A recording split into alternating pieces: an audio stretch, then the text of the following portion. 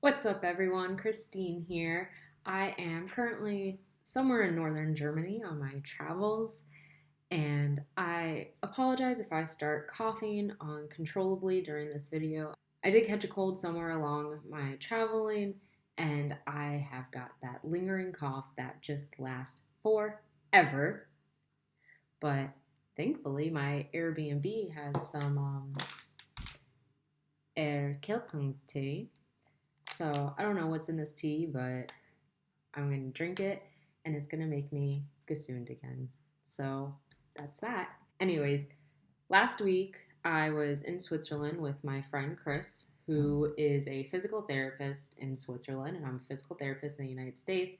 And we made a video where we talked about some of the differences and similarities between being a physical therapist in the two different countries, which I have not actually edited yet at the time of recording this video, but it'll be up, so it'll be linked somewhere if you want to watch it. But the purpose of this video is for me to talk about some of the things that I noticed, um, or some other things that we forgot to talk about in that video. So the day after we recorded that video, I actually went to Chris's job, which he works at a hospital, and I got to observe a little bit and see firsthand what it's like working in a hospital in Switzerland. So I'm going to talk about my thoughts now. And the other disclaimer that always has to be said is I cannot represent the entire country of the United States. The US is a really big country. I only have my experiences from the hospitals that I have been at within the United States, and I only got to witness one hospital in Switzerland, so it's obviously not the same everywhere. So, yeah, that's the disclaimer. But without further ado, let's talk. So, one of the first things I noticed was that he had to go downstairs and pick up his uniform. So, at his hospital, every staff member does not buy their own uniforms. It's supplied by the hospital and it's cleaned by the hospital. And I had never seen that in the US for, let me get out of the light. I have never seen that in the US for staff other than physicians or like surgical scrub nurses. It's always been my experience that the floor nurses or the physical therapists or really any other staff, you usually buy your own uniforms and you wear them in and out to the hospital and you clean them yourself. And I've never known a place, which I mean could exist somewhere, where the hospital supplies you with your uniform. So it makes sense because it would be cleaner to know that the hospital is cleaning the uniforms rather than you cleaning them yourself. And I know there's always like that weird thing of people say, like, should you wear your scrubs out in public? So after you work, if you have to go grocery shopping or if you want to go out to eat or whatever, some people are disgusted by the fact that you're wearing your hospital scrubs out in public, which, depending on where you work in the hospital, your scrubs might be disgusting. You might have been in contact with infectious diseases during the day, and some people really feel like you should not be wearing it out in public, that it is unsanitary. So I do think it is nice that at his hospital in Switzerland, you don't have that. The hospital takes care of your laundry for you. So the next thing that I noticed was they do use the FIM in Switzerland, but they call it the MIF. But it's not completely the same like we use in the United States. And I do know that soon in the US, FIM reporting is going away. Next month, we only have a few more weeks where hospitals within the United States have to report the FIM. But it was cool for me looking at the charts, knowing that seeing a number for transfers or for walking that I already knew. Whew, I have to get out of this light. It was cool for me being able to look at the chart and already having an idea of how the person's doing because I am so comfortable with the FIM. Me working in inpatient rehab, primarily, I've use the FIM like every single day of my working life. I know at least the locomotion FIMs very, very well. And the one difference though was things like walking. His hospital, it only had to do with the level of assistance. It didn't have to do with distance. So the FIM that I know and love, to get a 5 in walking, you have to be able to walk 50 meters with supervision standby assist. In Switzerland, at his hospital, it only had to do with level assistance. So if they were standby assistance, they got a 5. They didn't necessarily measure how far the person was walking, but yeah, they use 7, 6, 5, whatever. So that was cool. What the other thing that, oh my god, I loved was he didn't have to like stare at his clock. He did not have to stare at his watch or the clock on the wall to see how long he was being with patients. I hate that. I hate how in the United States we are so focused on productivity and trying to optimize the amount of time. Like, you don't want to spend 22 minutes with a patient because that only gets one unit. You want to spend at least 23 minutes, but you don't want to spend 35 minutes. You want to get out to the next unit. And I hate that. I hate that so much because it's, in my mind, you're focused more on just numbers and timing rather than what's best for the patient. And I really liked that feeling of you could just go in and treat the patient and not necessarily worry if you've been with them for 20 minutes or 25 minutes.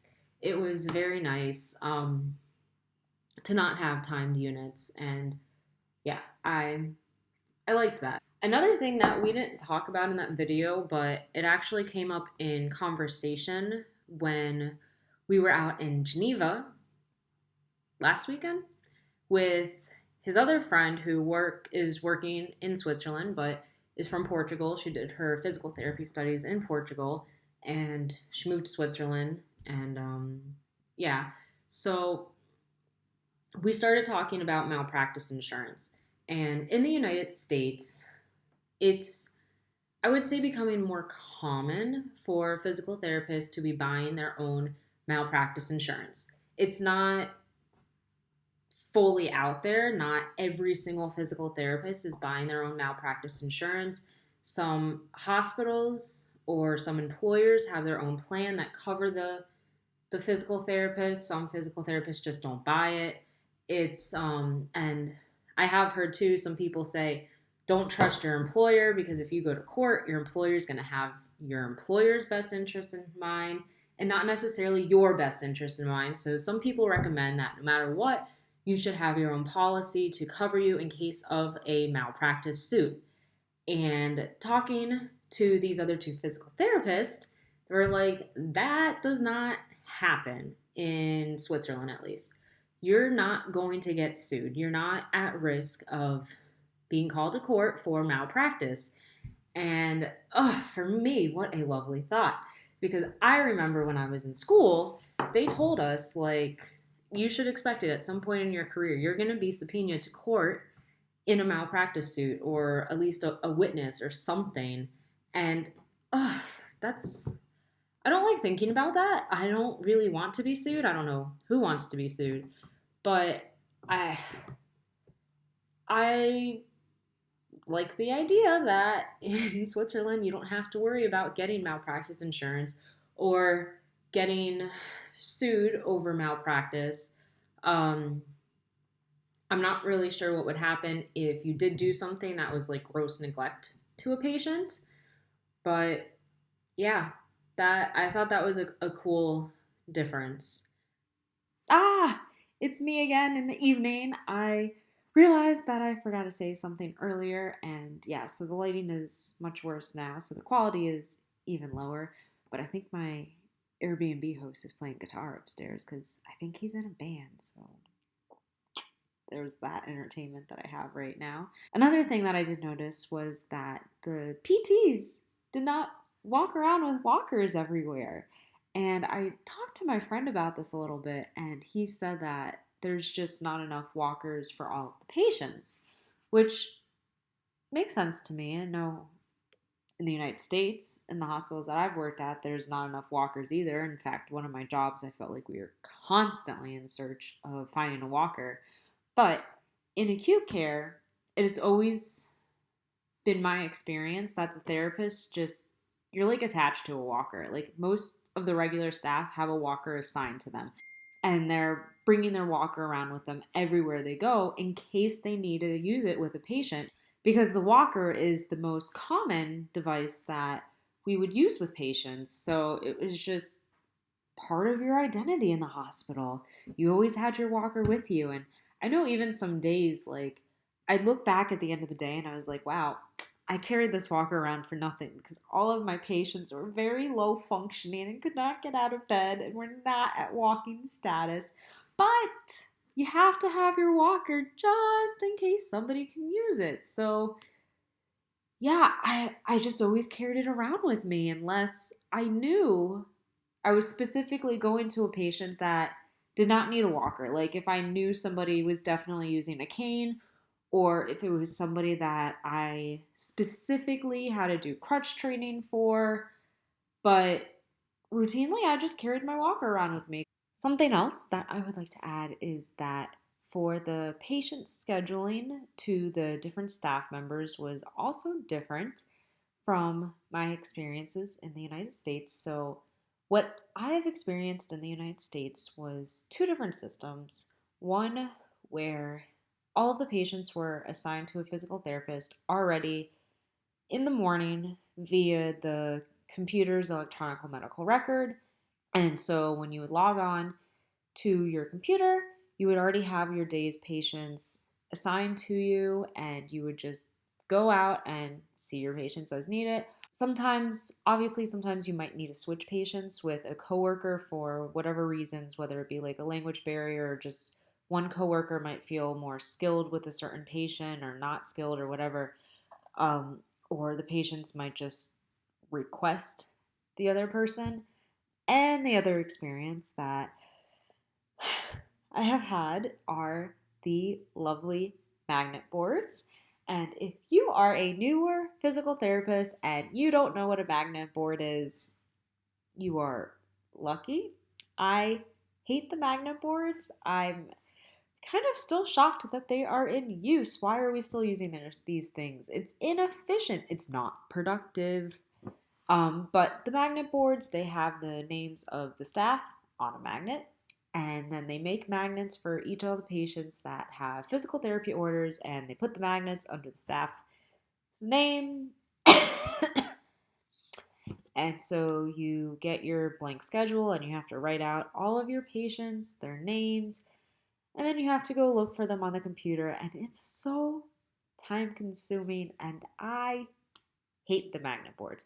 But in Switzerland, at my friend's hospital, the way they assigned the patients was that the boss, manager, whatever he was, he did, I guess rounding is the correct word to say. I don't really know because it was all done in French, so I'm not quite sure all that they were talking about.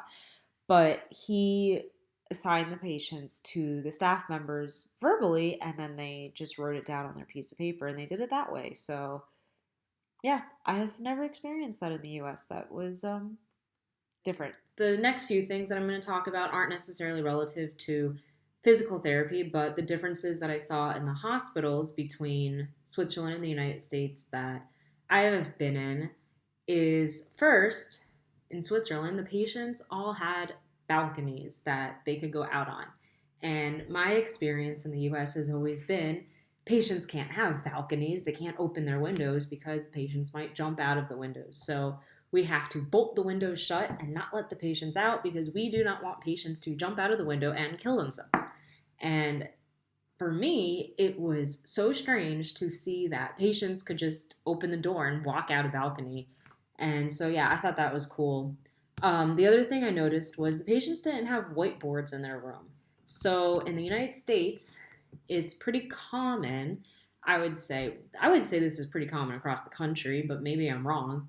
Um, Patients have whiteboards in their room that gets updated with each nursing shift that list who their nurse is, what their nurse's number is, the charge nurse, the nurse manager, all sorts of staff members that are interacting with the patient, and a number of how to contact them. The boards would also tend to list what the patient was to expect that day. So if the patient was going down for an MRI or a CT scan, or what tests they were expecting to get, or if they're going to get physical therapy that day. And they would also list what the patient's interests were. So, what should the staff know about the patient to make their stay even better while they're in the hospital?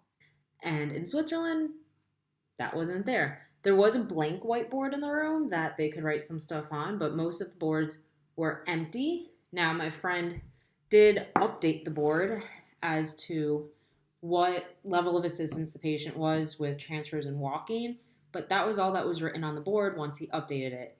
And I asked him about that, why they don't have the nurses' names on the board, and he said that it changes too often, that there's no reason to write it on the board, because I guess in Switzerland, there's strict labor laws, and he told me that most of the nurses work 8-hour shifts and not 12-hour shifts.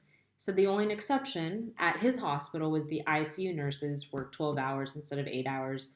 But the other floor nurses, they only worked 8-hour shifts because of labor laws. They don't want the nurses to be overexhausted and working too much, which in the US, I hate to say it, but they don't really care if you work too much. The last thing I noticed about the rooms was the divider between the two beds. It was not a curtain. My experience has always been in hospitals, you have that disgusting, dirty curtain that divides the two beds. And in Switzerland, in the hospital that I was at, it was just one of those like standing folding curtains that they put between the beds, and it was not even as long as the bed, so I don't really understand how much privacy it really provided. I don't think it was very much, but I don't think that would ever fly.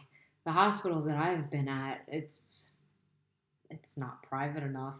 I don't know. It's interesting. I've always I'm used to a curtain, not this like little tiny divider. I don't even know if I would be okay with that. It's kind of different. And one other difference between the two hospitals that I realized in my experience in the US, it is pretty common nature to have security that visitors have to go through before they get into the hospital. At least I know in South Florida, every hospital has security that you have to go to. I actually worked at a hospital where visitors had to go through a metal detector and had to be like, have their bags searched and patted down and whatever. Not every hospital is that strict, but I did experience that. And I have heard of some hospitals that only have one entrance for both employees and visitors. And in this hospital in Switzerland, you just walk right in. There's no security person that you have to go through and say why you are going into the hospital. Now, I fully understand that there might be some hospitals in the US that do not have security. I imagine maybe in smaller towns, but I almost feel like that's probably becoming a common thing in the United States, but I might be wrong about that. I just know all the hospitals that I experience do have security that you have to go through. And perhaps the finally of something else in addition to was that there was no chair alarms or bed alarms anywhere. Like, they didn't have them.